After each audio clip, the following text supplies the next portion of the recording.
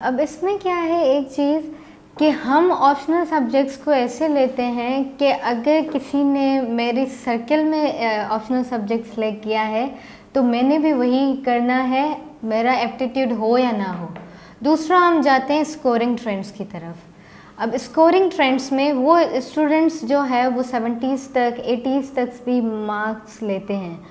हमें scoring trend से ज़्यादा जो है अपनी जो है वो एप्टीट्यूड को देखना है कि आइदर जो हम सेलेक्ट कर रहे हैं ऑप्शनल वो हम कर सकते हैं या नहीं कर सकते। मोस्टली कैंडिडेट्स मैंने देखे हैं वो ये कहते हैं कि जो है उसमें स्कोरिंग ज़्यादा है, स्कोर ज़्यादा है, मेरे फ्रेंड ने ऑप्ट किया था इसलिए मैं वही ऑप्ट करूँगा, और फिर नोट्स मेकिंग भी नहीं करते, उन्हीं के नोट्स यूज़ करते हैं। तो ये चीज़ें आप जो है ना करें। आप अगर सिलेक्शन आपने करनी है सबसे पहले आप सिलेबस देखें, उसके बाद फिर आप पास पेपर्स देखेंगे।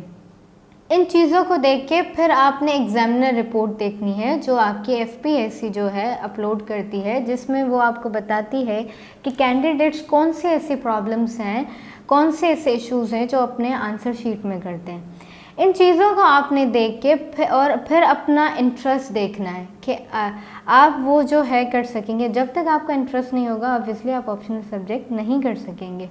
तो सिलेक्शन के लिए 3 चीज़ें आपने लेके फिर आपने जो है उसको देखना है, पास पेपर देख के। ऑब्वियसली आप जो भी ऑप्शनल सब्जेक्ट लेंगे वो 0 से स्टार्ट है। कुछ ऐसे सब्जेक्ट्स होते हैं जो आपकी डिग्री से रिलेटेड होते हैं, पर मोस्टली ऐसा होता है कि हम न्यू सब्जेक्ट्स ही लेते हैं। तो उसमें आपने अपनी ये 3 चीज़ें कंसिडर करके सिलेक्शन करनी है और उसी पे ही काम करना है।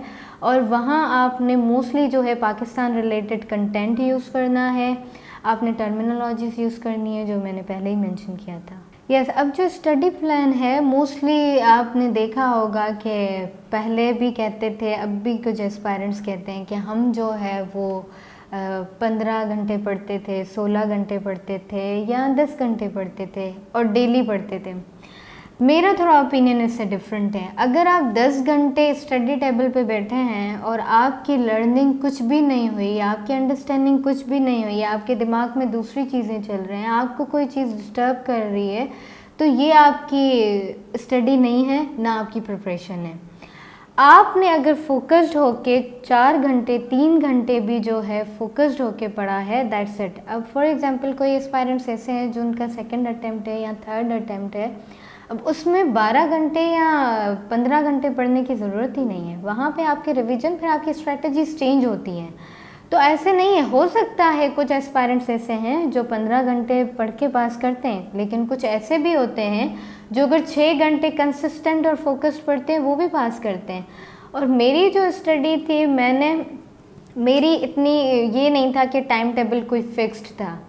हाँ, टास्क मेरे जो है वो डिवाइडेड थे कि मैंने जो है वो इतने घंटे, फॉर एग्ज़ाम्पल मैंने एक दिन अगर पढ़ना है तो मैंने उसमें कौन से टास्क करने हैं, उसमें फिर मैंने 6 घंटे में ये वाले टास्क के मैंने एक जो है क्वेश्चन अटेम्प्ट करना है, एक सब्जेक्ट रिवाइज करना है। अगर इस्लामियात के पेपर से मैं कोई डील कर रही हूँ तो वहाँ पे मुझे जो है कोई आयत है वो याद करनी है, या अगर वोकैबुलरी की बात कर रही हूँ तो कौन से मैंने सिनोनिम्स एंटोनिम्स पे काम करना है। तो ये है कि मैंने पर्टिकुलरली जो है अपने टारगेट ओरिएंटेड स्टडी रखी थी। फिर उसमें मैक्सिमम मैंने 10 घंटे भी पढ़ा है और ऐसा भी हुआ है कि मैंने 4 घंटे भी पढ़ा है। तो ये एक नहीं है, क्योंकि बहुत सारे फैक्टर्स होते हैं जो आपकी स्टडी को इफ़ेक्ट करते हैं। और आपने, लेकिन ये है कि आपने कोई दिन स्किप नहीं करना है।